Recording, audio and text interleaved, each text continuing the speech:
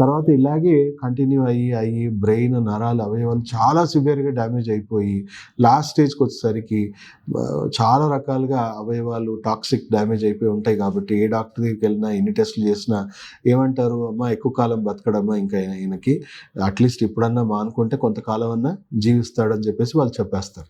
So అలా మనం చూసుకుంటే ఇంకా లాస్ట్ స్టేజ్ ఇప్పుడు మనం వాళ్ళని ఎంత కన్విన్స్ చేయాలని చూసినా వాళ్ళ నుంచి వచ్చేది ఒకటే మాట, నేను చనిపోవడానికి రెడీ కానీ నేను మాత్రం వదులుకోలేను. బ్రెయిన్ అలా వాళ్ళని కంట్రోల్ పెట్టేస్తుంది.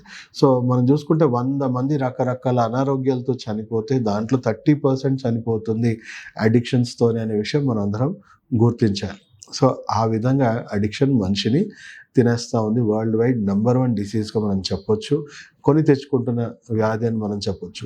సో దీనికి పరిష్కారం ఏంటి అని మనం చూసుకుంటే ఇప్పుడు ఒక విషయం చెప్తాను. మీరు కూర్చొని వాళ్ళకి గంటలు మీరు కూర్చొని కౌన్సిలింగ్లు ఇచ్చి పిల్లల మీద ఒట్లేపించో, దేవుళ్ళ మీద ఒట్లేపించో, మాలేపించో ఎంతకాలం కంట్రోల్ చేయగలుగుతారు? కంట్రోల్ అవుతున్నారా? సో కంట్రోల్ అవ్వరు కదా. మీకు దీనికే కంట్రోల్ అవ్వట్లేదు. సో డాక్టర్ కూర్చొని గంటలు కౌన్సిలింగ్ ఇస్తే వాళ్ళకి ఏమన్నా నెక్కుతుందా? సో ఎక్కడ వెళ్ళినా మనకు near by de addiction hospital, psychiatrist దగ్గరికి వెళ్తే గంటలు కౌన్సిలింగ్లు ఇచ్చినా వాళ్ళకి ఏం అర్థం కాదు. సో ఇమీడియట్గా సెకండ్ మోడ్ ఆఫ్ ట్రీట్మెంట్ ఏముంటుంది అని అంటే డ్రగ్స్ ఇవ్వడం. అంటే ఈ ఆల్కహాల్కి ప్యారలల్గా లేదా వీటికి మత్తు పదార్థాలు ప్యారలల్గా ఇంకో మత్తు పదార్థం ఇచ్చేసి బ్రెయిన్ని కన్ఫ్యూజ్ చేయడం, బ్రెయిన్ని సెడేట్ చేయడం, బ్రెయిన్ని మొద్దుబారు చేయడం. దానివల్ల రోజంతా పడుకొని ఉంటాడు, మళ్ళీ లేవగానే బ్రెయిన్ కాన్షియస్నెస్ రాగానే మళ్ళీ నాకు అదే మత్తు కావాలి అంటది. తర్వాత థర్డ్ స్టేజ్ ఇంకా వాళ్ళ డాక్టర్ ఏమంటాడు, థర్డ్ స్టేజ్ అమ్మా ఇంకేం చేయలేము, రీహాబ్లో వేసేసేయండి అంటాడు.